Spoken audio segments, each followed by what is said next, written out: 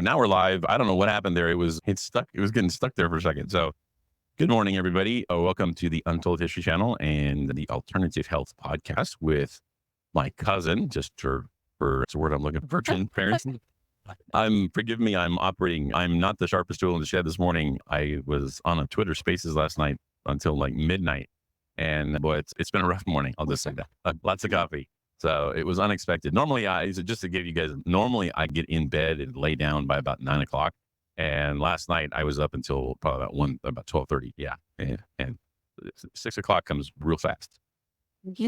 Especially when you get older. The older you get, the harder it is to let that, if you're like 24 hours, oh, that's enough. And you get up and you got plenty of energy to go. But when you get into your late 40s and 50s, that's not as easy to do anymore. Right. Yeah. So I just thought of this, Ron, since it is Independence Day, or tomorrow is Independence Day.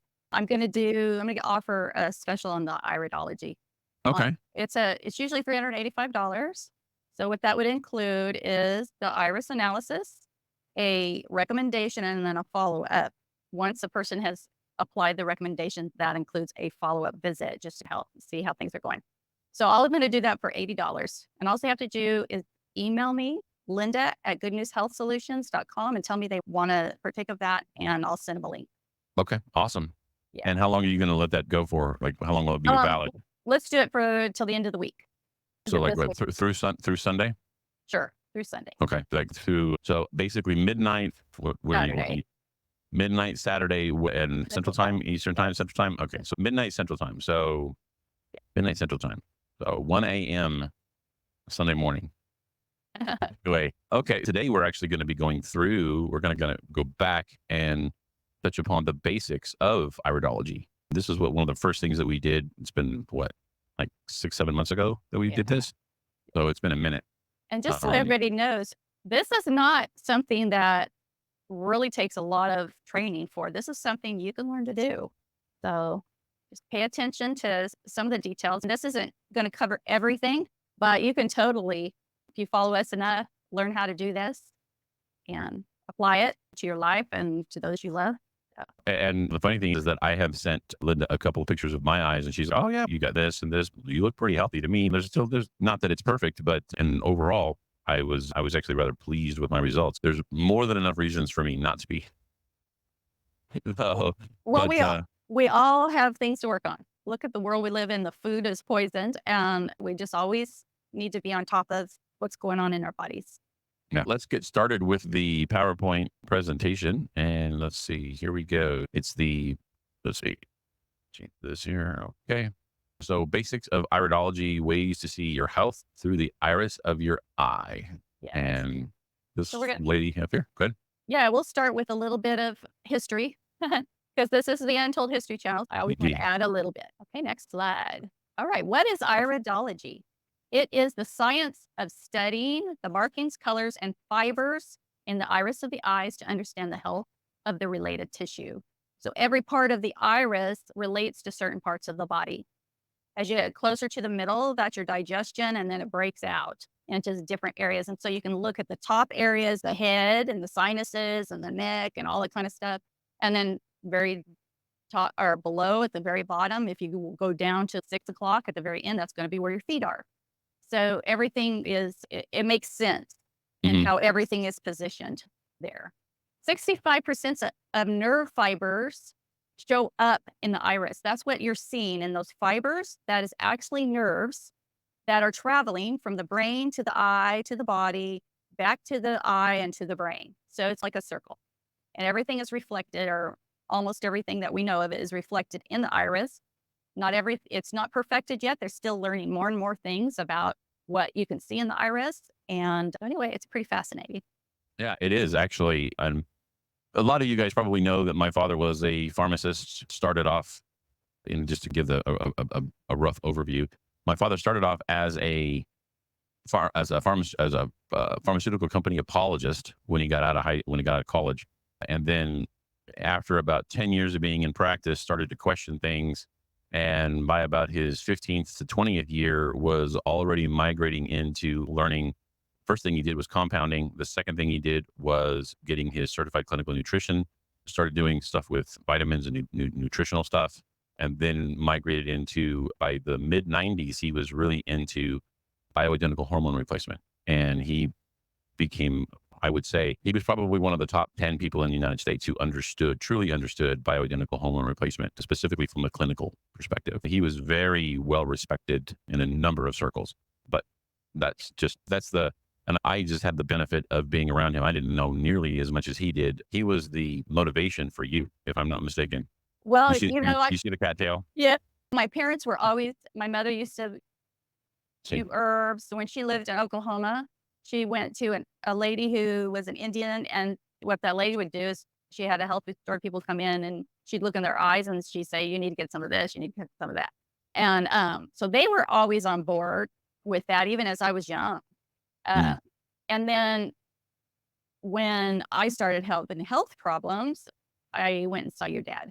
And he helped me, get, and Jim, because, my husband, even at our young age, we were like late 30s. He was always already having cholesterol issues, right. what they call it, blood pressure and stuff like that. I was having hormonal issues. And the first thing he always said is get off processed foods, get off processed foods. And then he would make some recommendations. And then, so that's what kind of spurred me on. So I was already looking at herbs and things, but your dad was definitely somebody who supported me Right. and helped me, guide me. And Well, something that I picked up from my dad was reading. And if you see behind yeah, me, those are my books. My dad read all the time, yeah, he all was the always giving time, me books to read. all Always. the time. He had his nose in probably 10 to 15 books at a time, always. Yeah. Always had something in his hands. He had reading material near the throne, if you know what I'm talking Yeah. about. He had reading material everywhere, and he always carried books with him in his briefcase. You name it, he always had books with him, always. He just was, and he was very intelligent because he read a lot. And I will say that he worked harder than anybody that I ever knew. Anyway, but not trying to make this about my dad, just giving you guys an idea of the influence that he had on both myself and Linda. Yes. But anyway, digressing. Next slide. Yeah. History of iridology.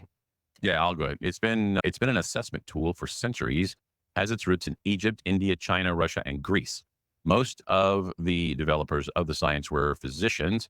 Ignaz von Pesely, I'm probably butchering that, in 1911, Hungarian doctor became interested as a boy when he had an encounter with an owl. The owl got a broken leg, and Pesely noticed a black mark show up in the iris of the owl. As a result, he explored this as a doctor and was able to create a template mapping the body in the iris. Pastor Neil, I'm not even going to 1851 to 1936 from Stockholm, Sweden. I'm guessing he did something similar with his parishioners. Pastor Emanuel Felk, 1856 to 1926, in Leyden, Germany. Theology and medicine developed a map and laid a framework for constitutions, constitutions.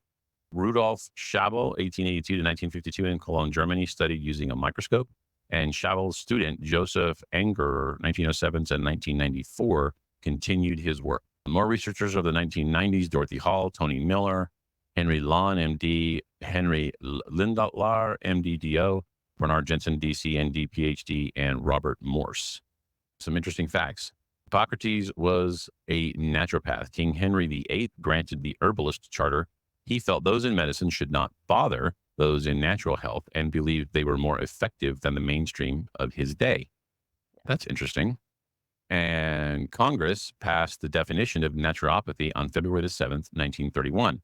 The diagnosis and practice of physiological and material sciences of healing as follows. And then, Okay, so here's this image is an image that Linda found, but I'm going to go ahead and use this one just because it's a little bit bigger and a little bit easier for me to read.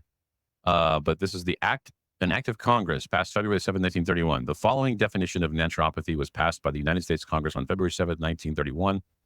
Without a dissenting vote, there was a very great opposition by 35 medical doctors present, by the Board of Commissioners of the Healing Act, allopathic, and by special representatives and attorneys of the American Medical Association and other allopathic forces.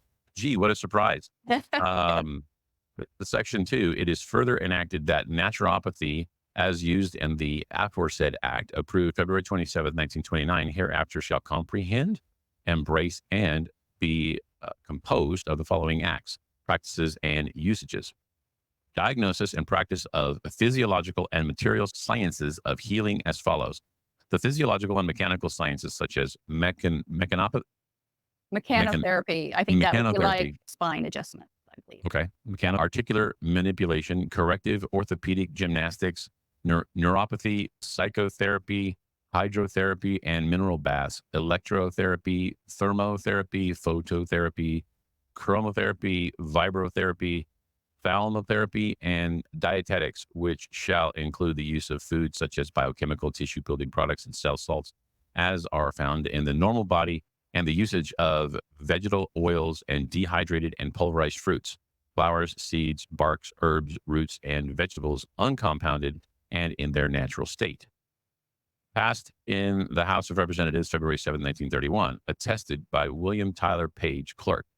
Thus, all mineral baths of any and all natural, elemental, and tissue and cell chemicals and salts required for the health of the body, organism, and for all its functions of health and being are authorized in usage as a legitimate right of each and every person in naturopathic practice by a definitive and specific act of the United States Congress.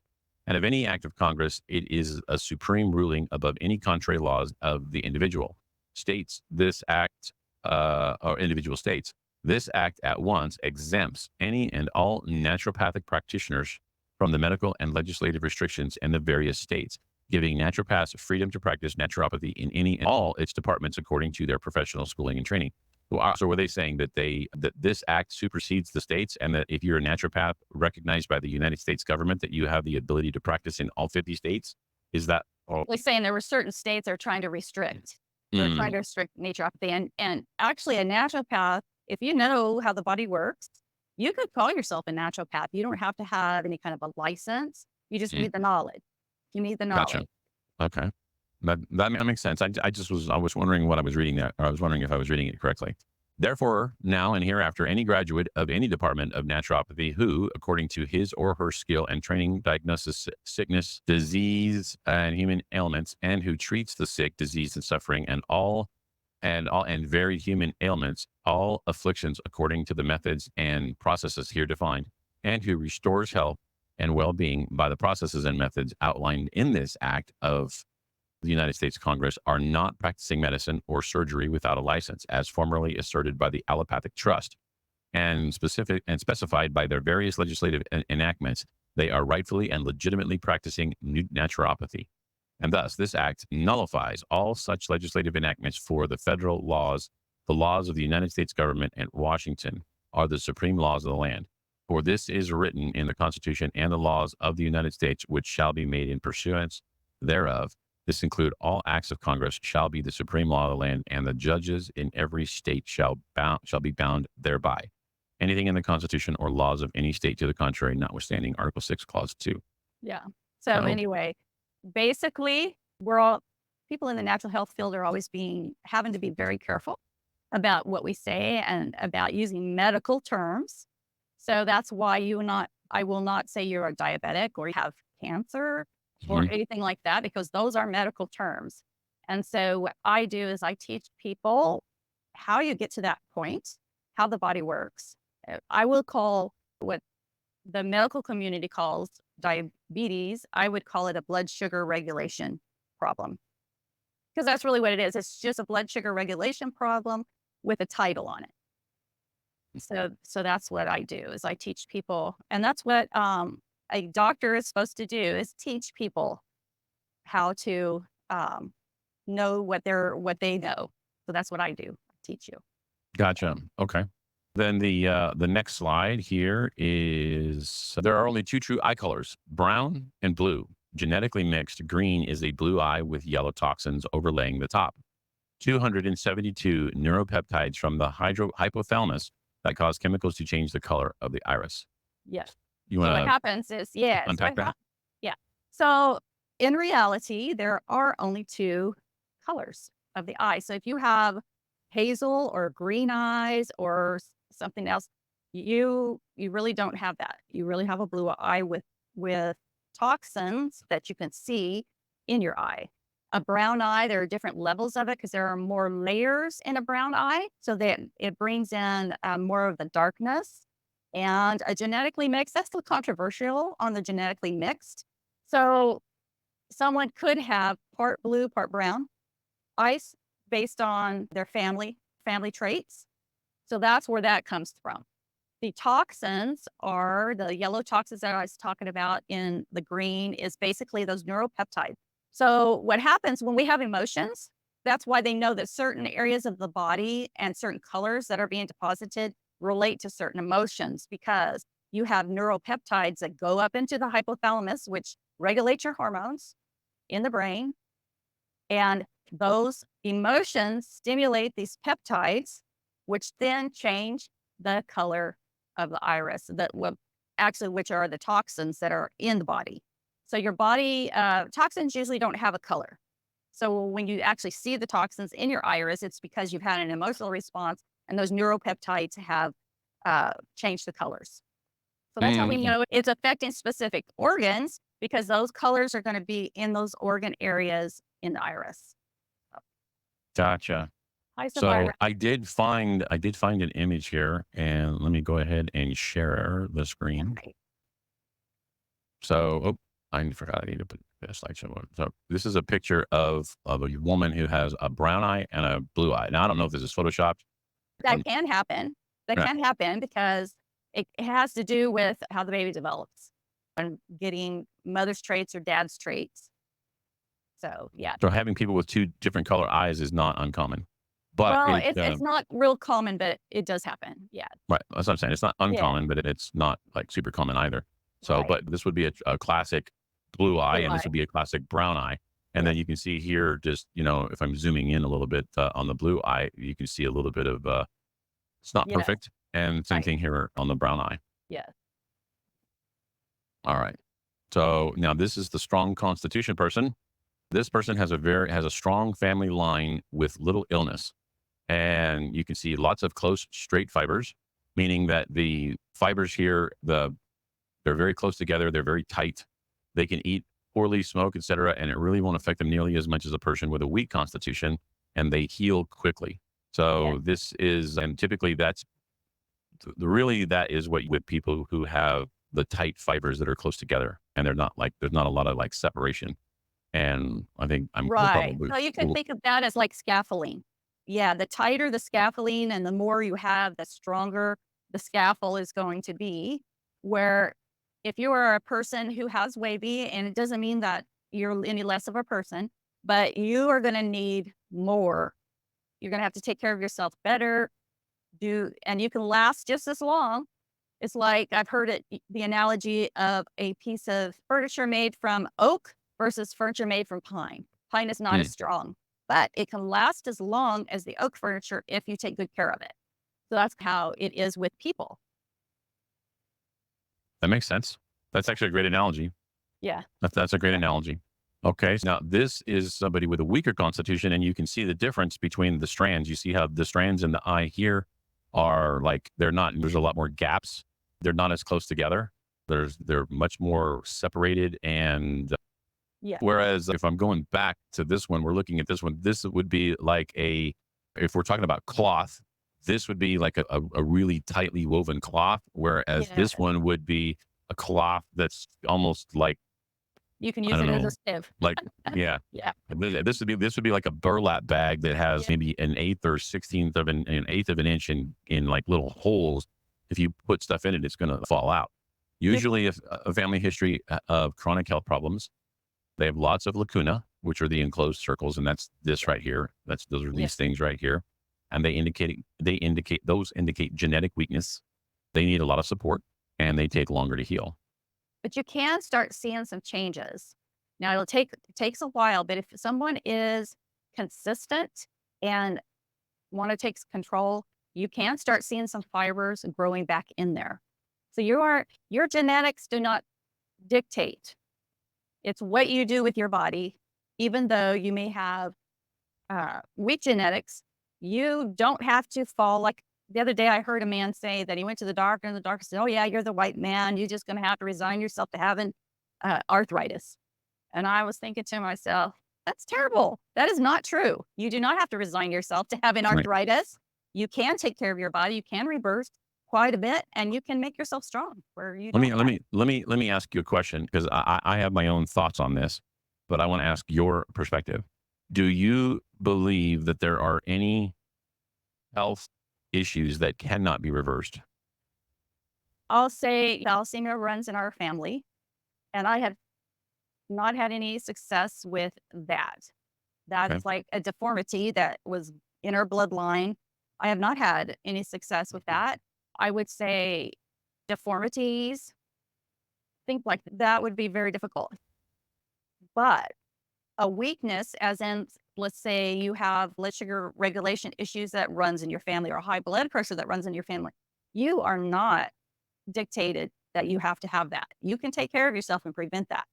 Yeah, and my dad used to always say, "It's like you may have genetic dispositions based on your parents, but your body is your body, and it is different and unique, and you can do things that you can take care of yourself, and you can have different outcomes in your life than your parents, so or grandparents. So just because you have certain genetic dispositions, that does not always mean that you are predisposed to having that. And I think a lot of people have the mindset that my dad had diabetes, so I'm going to have diabetes. It's just Right. like Or they he just died at this age. I plan to die at that age. I'm like, right. right. It's that's just the mindset that people have, and it's honestly, I think that's tragic because they are, and really that mentality, if comes from just society, the way society talks and doctors, the way they've been taught. And so it's just filtered down into the subconsciousness of people. And we Yes. just accept it without ever questioning it. And And I mean, you're a long life, what is person giving them money. If you just accept that, you'll forever be mhm. giving the medical community money. There's a lot of similarities here with the old adage of if you teach a man to fish, or if you give a man a fish, you fed him for a day. If you teach a man to fish, you fed him for life. And with in as that is respective to health, if you teach somebody to take care of their body when they're young, then if you're, as they're growing up and you're giving them everything that they need and not telling them why, when they get out on their own, they're not going to know what to do. They just not going Yeah. to know what to do. But if Exactly. you teach them exactly what to do from a young age and how to take care of themselves, those are going to be traits and habits that they take with them into adult life and carry on through the remainder of their life. Parents have a huge Influence. influence. Thank Mhm. you. Influence on their children, and have yes. But anyway, next. So these are brown eyes. Yeah. So different color brown eyes, as you can see, you really can't see fibers as well because there's so many layers and they're so compacted. But you can see some lacuna. You can see the radar solaris. You can see variations. Now, if you got a really close up picture with a microscope or a really excellent camera, you could see a whole lot more. But it Mhm. takes a special camera for the brown eyes. Right. And the higher resolution of the camera, and which most of your modern smartphones are going to have, I think, what are they, 8K or a 12K pixel? I get mine. They can produce some really high resolution images, especially of your eye, because I think that a lot of the phones have the like the macro lens where you can get up really close to like a flower or something and take a super high resolution image up close. So a lot of the phones have that built into them these days. You just have to make sure that you're doing it with proper lighting. But anyway, digressing. No, that's because if you're interested in taking your photos, I actually have a video on my channel Mhm. that shows you how to do it. So you can get a good photo. And I guess the point that I was trying to make there is that you can take good quality images of your irises. It's probably best if you have help to do it, Yeah. but Oh, definitely. that's you're going to get a lot better result if you have somebody who's actually helping you do it, who knows what they're doing. But that said, you can get a very high quality image of your iris just with your phone camera. If your phone is any like last 3 or 4 or 5 years, it's going to be a high enough resolution to produce a really high quality shot as long as it's done properly. Okay, so Hmm. four main things. You're looking at color variations, closed or open lesions, how deep the lesions are, and how wide the lesions are. Yeah. So, looking over here at this image, this is just basically a drawing of the lacuna and the fibers and whatnot, so that you can get an idea of what we're looking at here. And you view when as the fibers are here and they're touching, that's a good thing. When they're when there's gapes and gaping holes in them or they're raised, those tend to be bad. Yeah. Yes? Yes. So look at the very bottom of that where it says degenerative. Hmm. So see how deep that hole is. Those are the ones that you look at in your eye and they're really dark and they're really deep. That's where your tissue has become destroyed. So you can see that in the iris. And yeah, so you have So when you acute, now, normal, subacute, chronic, and degenerative. so Yes. the more surface level it is on the iris, the more acute it is, and the faster it can be resolved. Yes. And so when you're looking at degenerative, I don't know if the crowd remembers when we did the gut, you saw all that black necrotic tissue in the pictures. Mhm. That would be degenerative. And you can Right. see that in the iris of your eye in the digestive zone. Okay. So let's go to the next one. This is the normal line is straight with no discoloration. Acute will be white or slightly wavy. Normal is healthy. Acute is pain and acidic conditions beginning damage to tissue.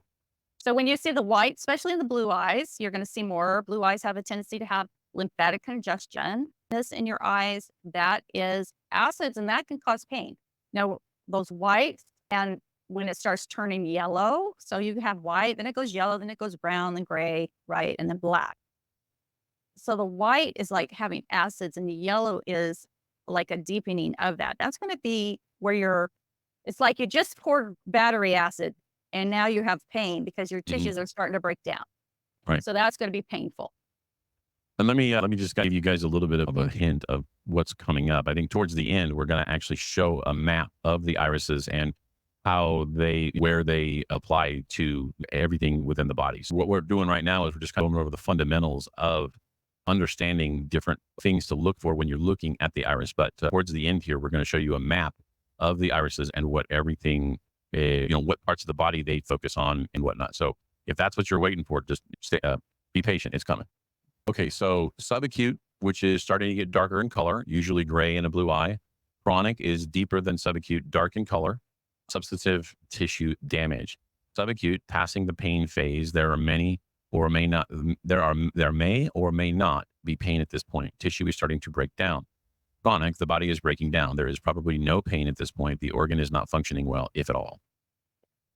All right. And the degenerative, and of course, and what we're looking at here is if you're looking at the image, the acute and the normal is up here.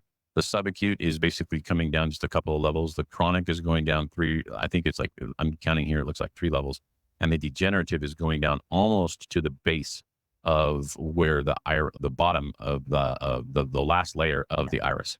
The degenerative is very dark in color, tissue deeply damaged, and possibly life threatening. So the degenerative tissue destructures, that's like tumors and whatnot. Yeah. And that So, that blackness that we saw in the gut lining in mm, our gut video. Yeah. all So right. So let's what do you kind of see on go this over side? this. Okay. So you see somebody who has a lot of tight fibers, right? Right around the pupil, you can see that white line. That is the collarette. That's where the nerve fibers start. And that is also the lining of the gut. So this I'm gonna person, I'm gonna try something here real quick. I just figure I'm gonna play with this here. Let me see if I can see. Can I copy? And I can't do that. Let me try doing this. Do you have oh, this image? very Can cool. do you have this image? I don't know I can't find it fast. Okay, because I have something that I want to do here. I think that might actually be beneficial. Let me see if I can. Don't know me. JD Guy and Dare, I'm sorry if I'm butchering that. They studied under Dr. Jensen. Very cool. Now, I studied under Dr. Morse, who worked with Dr. Jensen for many years. Very cool. All right. Dr. Jensen is the one who wrote the book on the iridology that I studied under.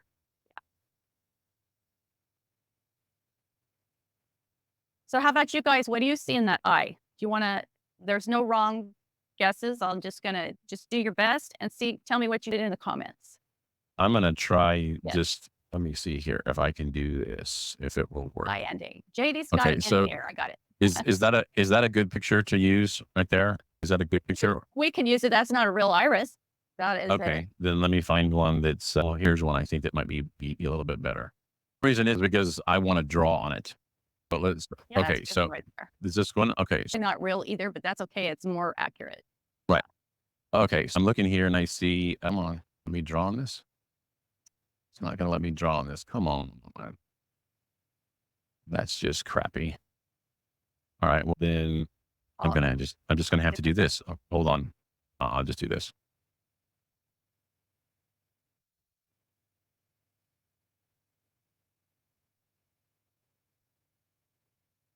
I'll just open it up in the paint application because I'll be able to draw on this. Okay. So I'll just use red and then the markers. Okay. So What do you looking guys at, see? like, I see the lacuna here. I see one here.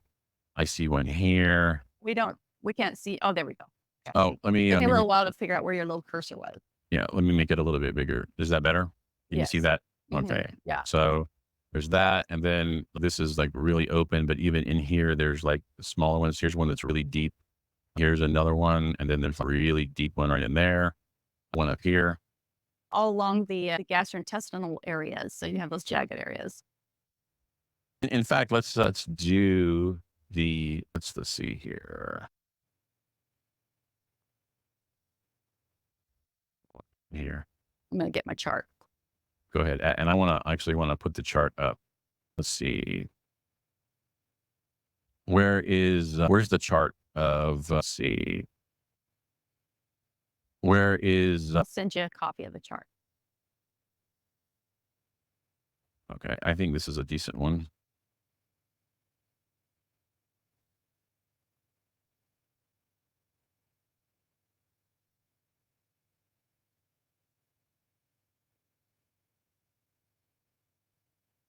I don't know if you're able to open that,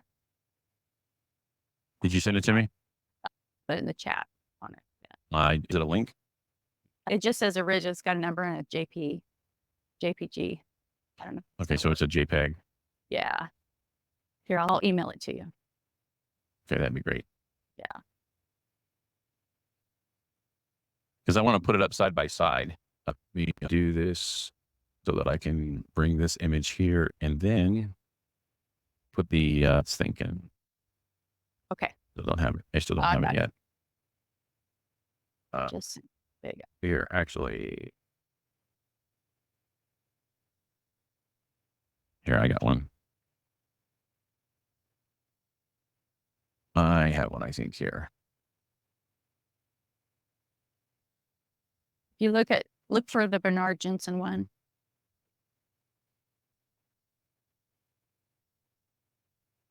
I just emailed it to you. Okay. There it is. All right. Let's see. I'm the same way, JAD, sky and air. I use my chart. That's a really fuzzy image. It's not very high resolution. Okay. Let me do the.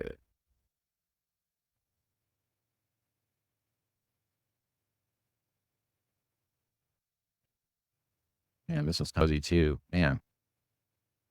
The images are dog crap. Are they not? Did I not put one in the slideshow? I'm not sure, but unfortunately, I can't do the slideshow at the same time. Here we go. This is a little bit better. All right. I think this will work.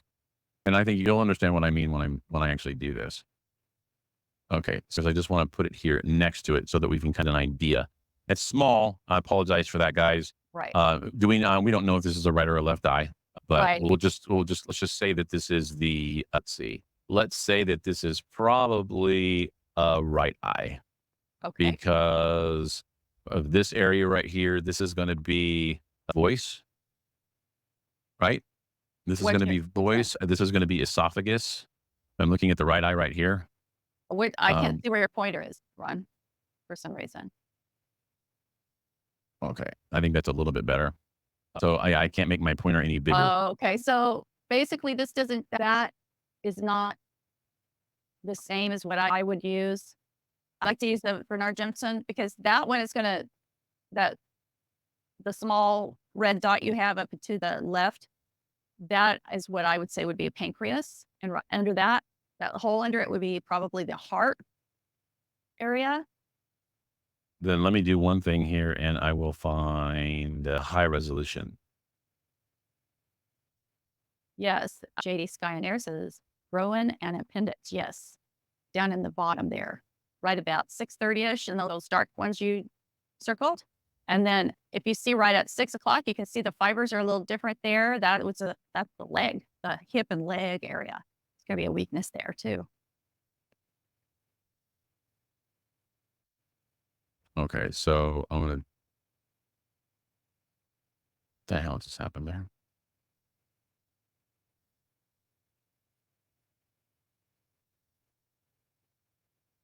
I'm gonna bring this over, and There it is. There's the chart. okay. So I'm trying to do this to make it as big and as good for you guys on in the audience to see. So we're gonna just go with. You want to go with the right, or you want to go with the left? Yeah, we've been doing the right. So Okay. yeah. Unfortunately, I can't make this any bigger, so it's really unlegible. But I'm gonna trust your. It's really pixelated. I can't see what that Okay. is. Yeah, well, so the dark or to the right about the 10:30 area, the circle you have there. So everything is, as you can see on the chart, everything goes by like a clock. It's numbered. The top is 12 o'clock. And it goes 12, 1, 1, 2, 2, 3, 3. all the way to Yeah. 6. Huh? So if you look at right about 10:30, the circle that you made there, that's going to be the pancreas area. Okay. Right under that, you can see there's another one. That's probably the heart. And Yeah, then, I can't. It's too pixelated. I can't make it out on my screen. okay. But anyway, and then to the right around the 3:30 area, you have the thymus, probably some parathyroid issues going into the esophagus, the cervical area. And then at right about, I think that's right about 3:45, you have the thorax area. That could be another part of the pancreas. So the pancreas is in all four corners. So you can see you have a right around 4 o'clock, the little circle there. And then you also have it up at right around 10 o'clock. Those are both pancreas. So you actually have another little dark spot over right around 2 o'clock in that right along the stomach ridge. It's a very dark, small little one. And then you also have another area, one right around 8 o'clock on here too. Yep, right there. And then at 8 o'clock, down a little bit. Yeah, right there. So that's going to be pancreas, gallbladder area. So this person, pancreas could use some support, and you can see that it's actually dark there. So I would say that would be kind of starting to get to the degenerative stages.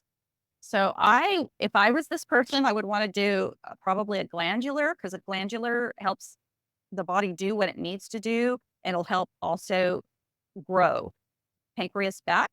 So what a glandular is, it is a gland from an animal. So they usually do a lamb, a pork, or a bovine, and Mhm.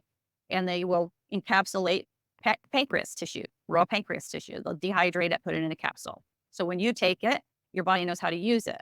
There are also herbs for that. Milk thistle's good for the pancreas, and it's also gymnema.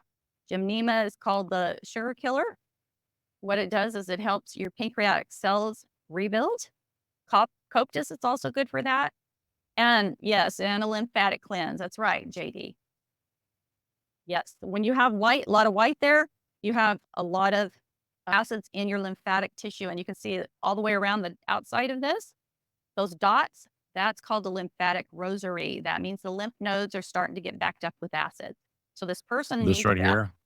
the dots all along the edges. See those white dots all Oh, up here. around the out perimeter. Yes, that's a lymphatic rosary. That means that the lymphatic system is backing up, the lymph nodes are backing up, and this person needs to alkalize and get those kidneys moving. Okay. So let's go to the next one. Yeah, we may not have time to finish today. We can finish next week. No, So that's okay. this is an actual person. I just wanted the bread and hang area again for you. That's right. So JD knows his or her. Yeah, so I think it would be very beneficial next week too when we do this. I'll find some other images that's a little bit more higher resolution, and we can do them side by side, and we can actually talk about irises. And if you guys want to send in some iris pictures, Yes. and you don't need to, we can just do them on here without. Yes. You don't. I need that. We won't say who they belong to. You'll know. We'll just real eyes. If you guys want to do that, by all means, just shoot me an image at untoldhistorychannel@gmail. If you want to do that, or you can send them to Linda as well. I think her email is at Good News Health Solutions. So yeah, I think that'd be kind of really cool. Well, and so instead of doing that, instead of going through through the eyes, let's go down and you didn't have that image, but let me. Oh, I didn't. I'm sorry. Yeah. I don't know why it's doing that. See if I can make this a little bit bigger and more legible. I don't know. It's very poor. Okay, we get Um, the idea, and you can actually Google this and get a little copy of your own, or buy them. They're only like $12, $15 mhm. for one, and you can get it at bernardjensen.org. So Okay. if somebody wanted to do that, it's real easy. And then you can also get these little eye lights, bolometer eyes lights, and you can look. Go in the bathroom and look in your eyes. There's also these little mirrors.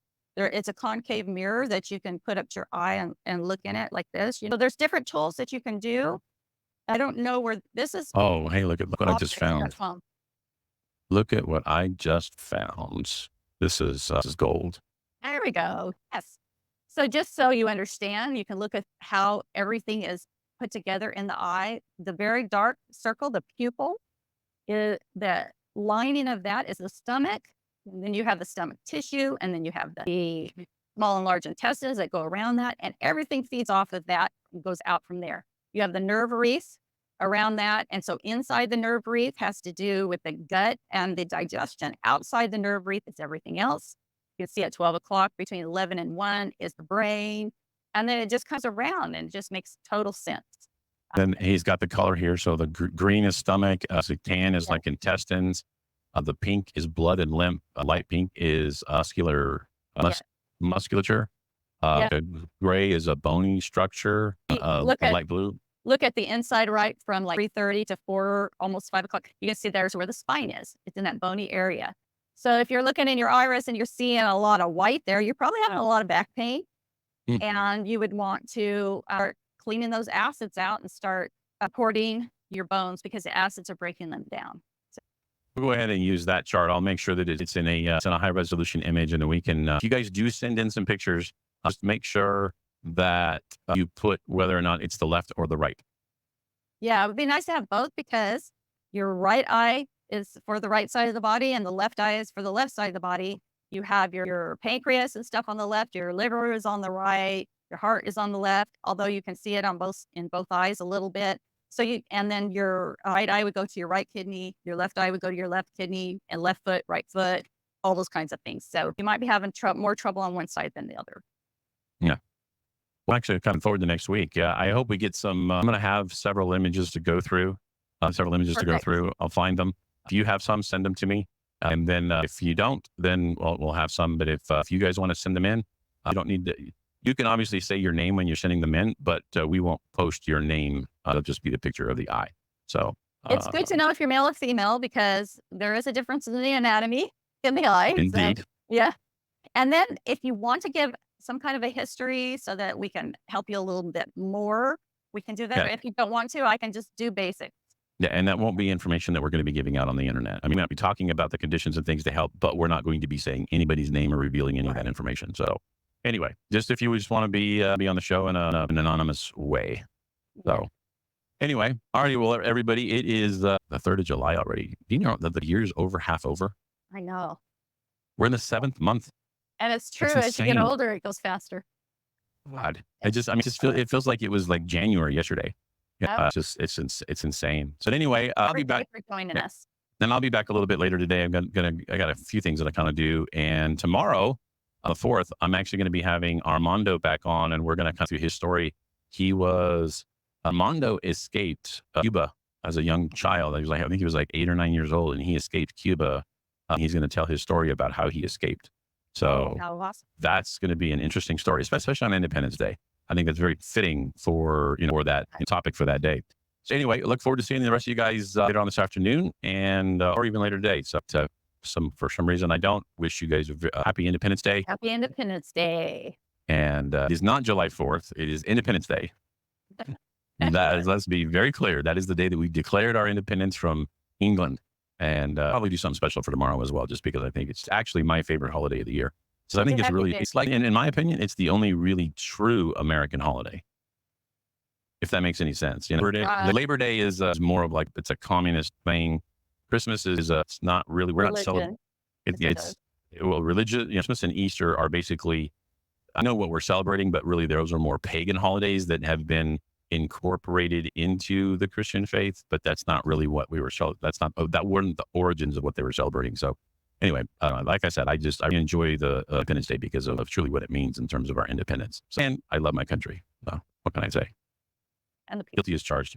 All right, guys, have a wonderful day. Have a great And we will see you next Wednesday. So take care, everybody. See you soon.